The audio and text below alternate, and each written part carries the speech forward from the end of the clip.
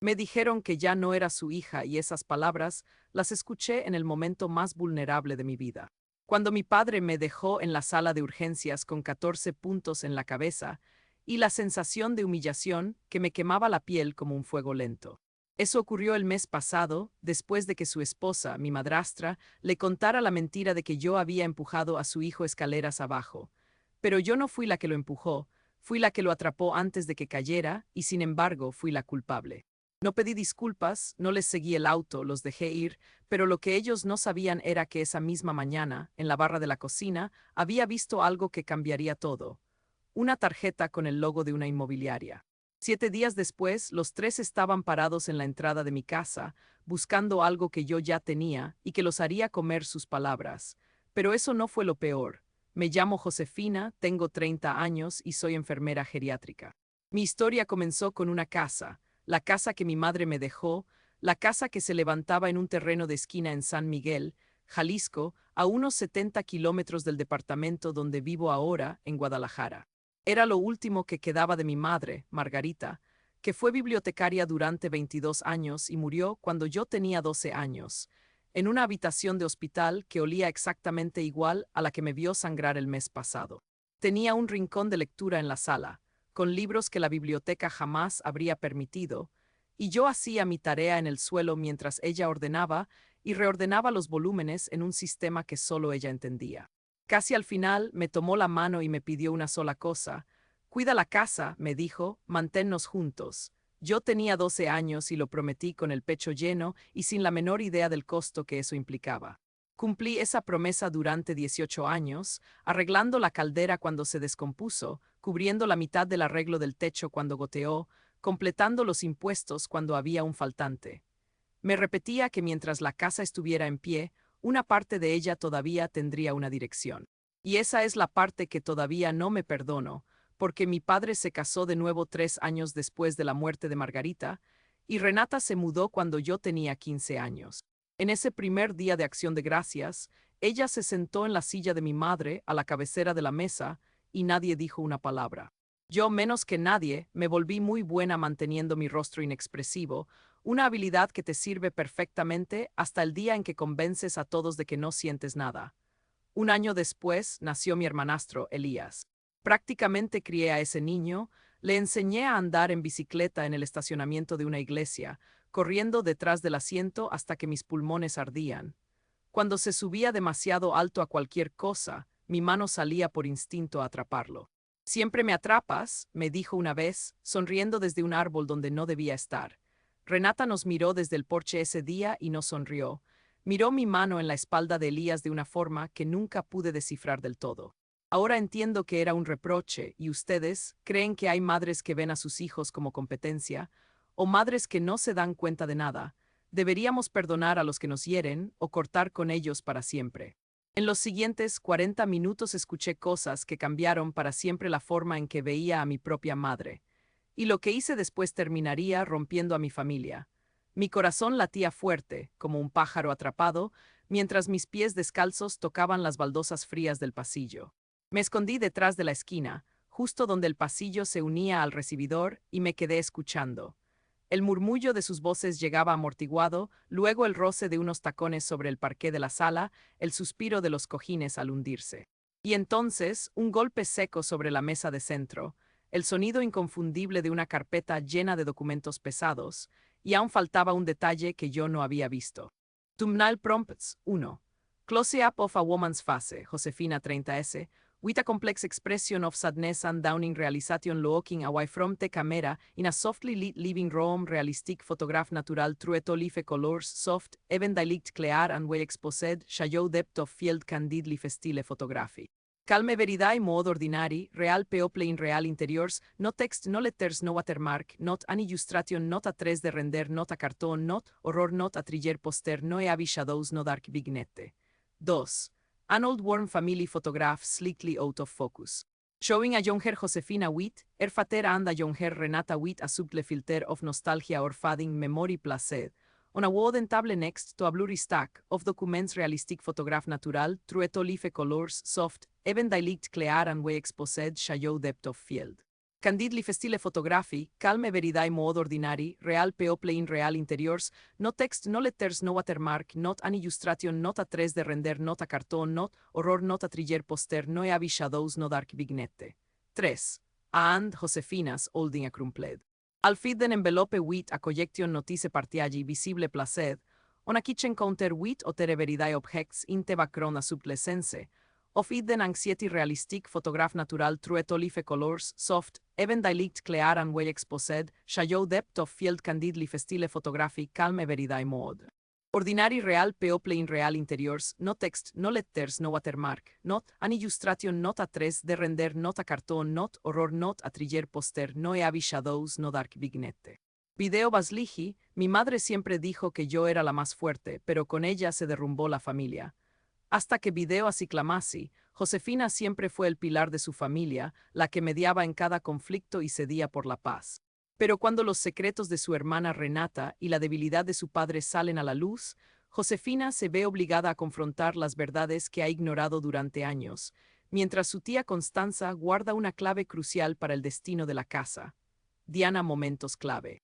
00, 00 el golpe de apertura 0, 030 las señales ignoradas 02.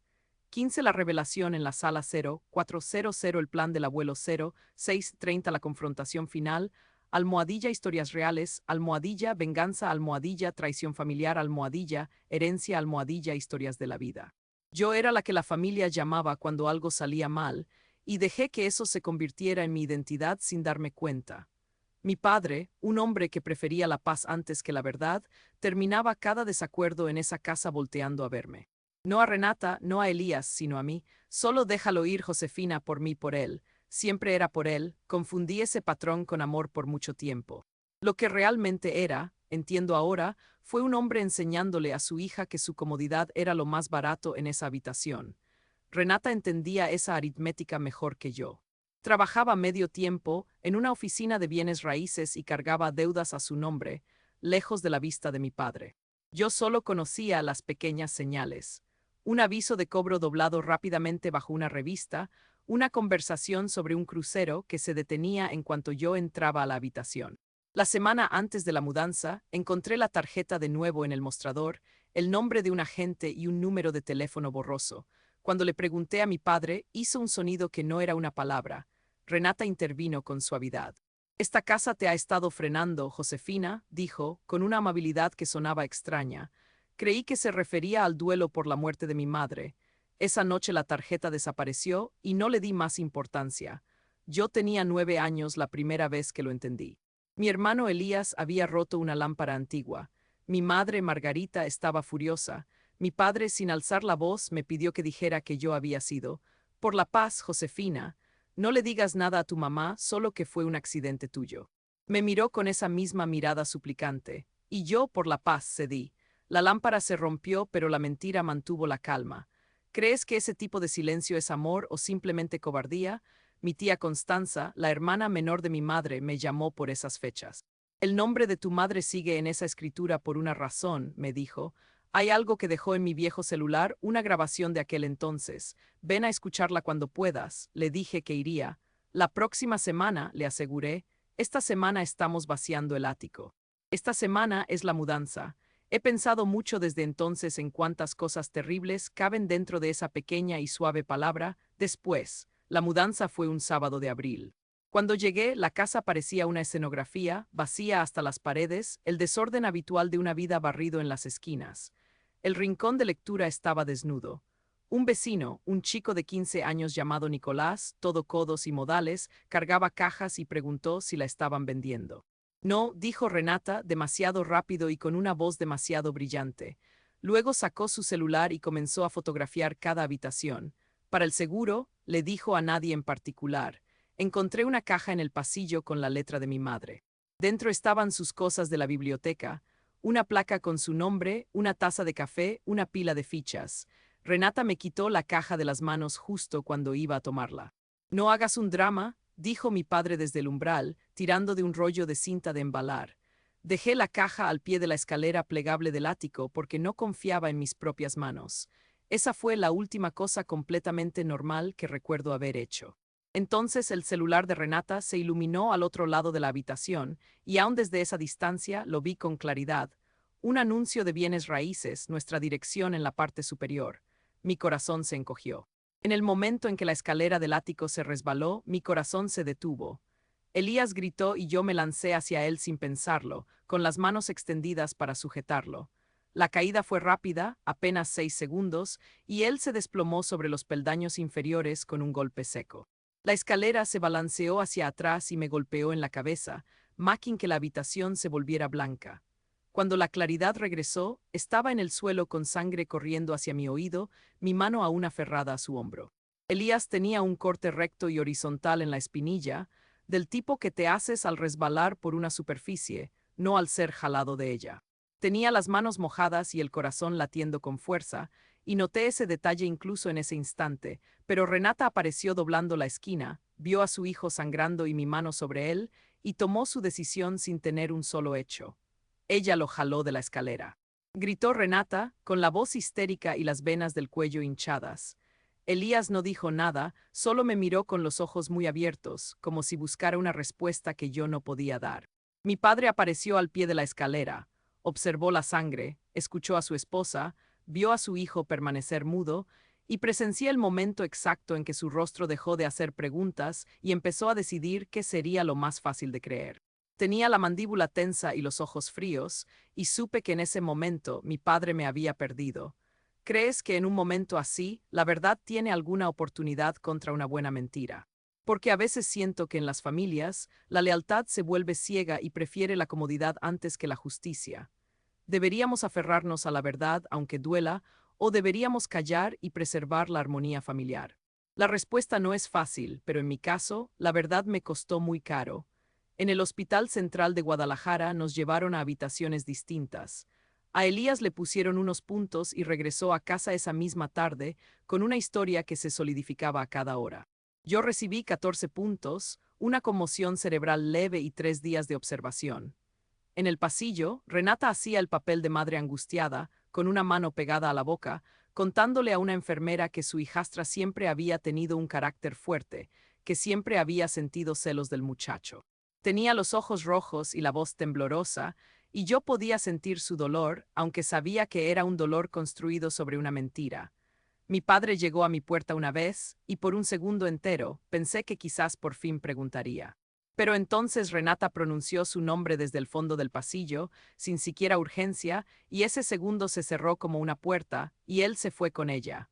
Nunca me hizo una sola pregunta. Cuando llegó el papeleo de ingreso, había una línea para contacto de emergencia donde había estado su nombre durante toda mi vida adulta. Él la miró, le pidió a la enfermera que la tachara y me entregó el portapapeles con su propio nombre borrado. Ya no eres mi hija, me dijo, con una frialdad que aún me congela el alma. La habitación se volvió fría y oscura, y yo me sentí como si estuviera cayendo en un abismo sin fondo. Pero eso no fue lo peor. Y aún faltaba un detalle que yo no había visto. Pero eso sería después, cuando mi mundo ya había sido destrozado. Pero eso no fue lo peor, porque lo peor fue la llamada de la notaría, que me hizo darme cuenta de que había perdido todo, incluso mi hogar. Pero eso fue después, cuando mi corazón ya había sido roto en 1000 pedazos. Pero eso no fue lo peor, porque lo peor fue darme cuenta de que mi familia me había abandonado y que estaba sola en el mundo. Pero eso sería después, cuando mi mundo ya había sido destruido. Pero eso no fue lo peor, porque lo peor fue la soledad, la oscuridad y el silencio que me rodearon después de que mi familia me abandonó. Pero eso sería después, cuando mi corazón ya había sido roto en 1000 pedazos. Pero eso no fue lo peor, porque lo peor fue la llamada de la notaría, que me hizo darme cuenta de que había perdido todo, incluso mi hogar.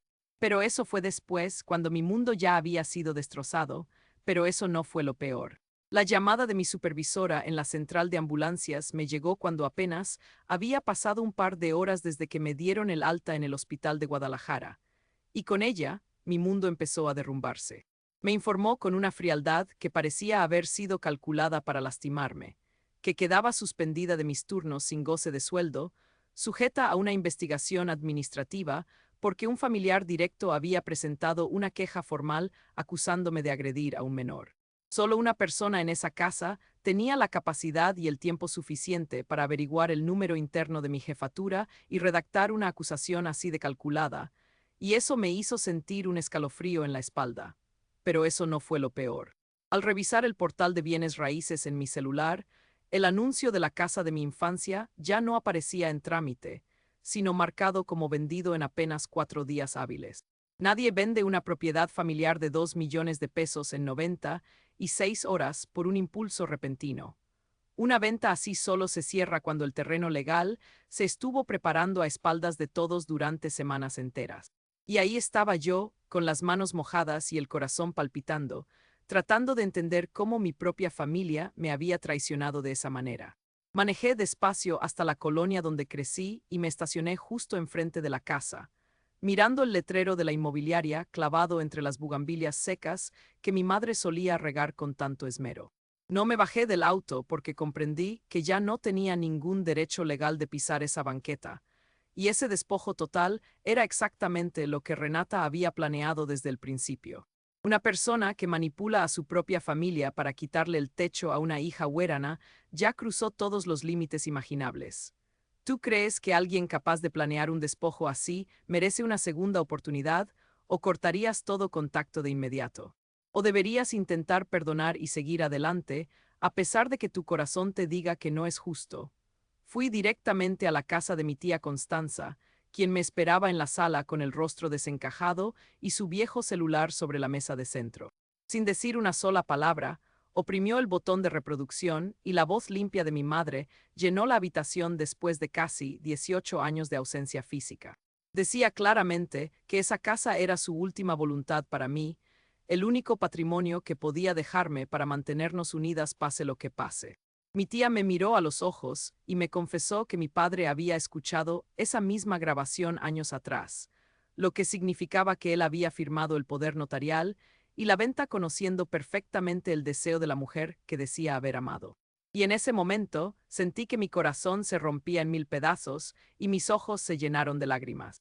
Esa misma noche, mientras cambiaba las contraseñas de todas mis cuentas bancarias y correos personales, la pantalla de mi celular se iluminó con un mensaje de texto de Elías que decía simplemente que Renata le había ordenado exactamente qué mentiras declarar ante los médicos, y que tenía mucho miedo. Los 3 puntos suspensivos en la aplicación aparecieron y desaparecieron varias veces en la pantalla, pero él no se atrevió a escribir más y yo decidí no presionarlo para no ponerlo en riesgo. Algo dentro de mí dejó de quebrarse y se transformó en una calma fría y decidida, como si mi cuerpo estuviera preparándose para la batalla que se avecinaba. Renata pasó toda esa semana llamando a parientes y conocidos en Guadalajara, contando una versión que crecía en dramatismo con cada llamada, hasta que los detalles dejaron de coincidir por completo. Mi tía Constanza se dio cuenta de las contradicciones y se comunicó con Margarita, la madre de Néstor, el muchacho de 15 años que había estado presente en el patio el día del accidente. Margarita, que trabaja como enfermera en una clínica comunitaria. Revisó el teléfono de su hijo buscando protegerlo de cualquier problema legal y encontró un mensaje enviado al grupo de amigos apenas 1 hora después de la caída, mucho antes de que Renata fabricara su historia. Elías admitía textualmente que se había resbalado solo de la escalera por una tontería. Y ahí estaba la verdad, clara como el agua, y yo me sentí aliviada de que finalmente alguien estuviera dispuesto a escuchar.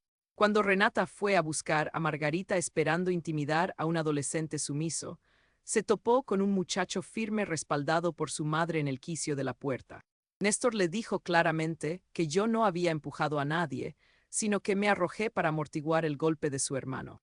Renata intentó convencerlo 2 veces seguidas de que estaba confundido por el susto, pero una persona que repite la misma negación 2 veces solo delata la frase exacta a la que le tiene pavor. Y en ese momento supe que la verdad estaba saliendo a la luz y que nada podría detenerla. Mi padre no me llamó por teléfono, sino que manejó los 50 kilómetros hasta mi departamento porque su fachada familiar se estaba desmoronando, no porque sintiera un gramo de arrepentimiento por haberme despojado. Los 3 aparecieron en mi puerta justo cuando caía la última luz de la tarde. Abrí antes de que tocaran el timbre y Renata habló primero con esa voz dulce y ensayada que siempre usaba frente a extraños pidiéndome que fuéramos sensatas. que retirara las quejas en el trabajo y dijera que todo fue una confusión para poder seguir adelante como la familia unida que siempre fuimos. Detrás de mí, sobre la silla del comedor, descansaba mi chamarra de paramédico todavía manchada con mi propia sangre seca. Renata vio la tela rígida, apretó los labios y continuó exigiendo mi perdón, pero yo ya no era la misma persona que había sido solo unos días atrás. Algo dentro de mí había cambiado y ahora estaba lista para enfrentar la verdad y hacer justicia.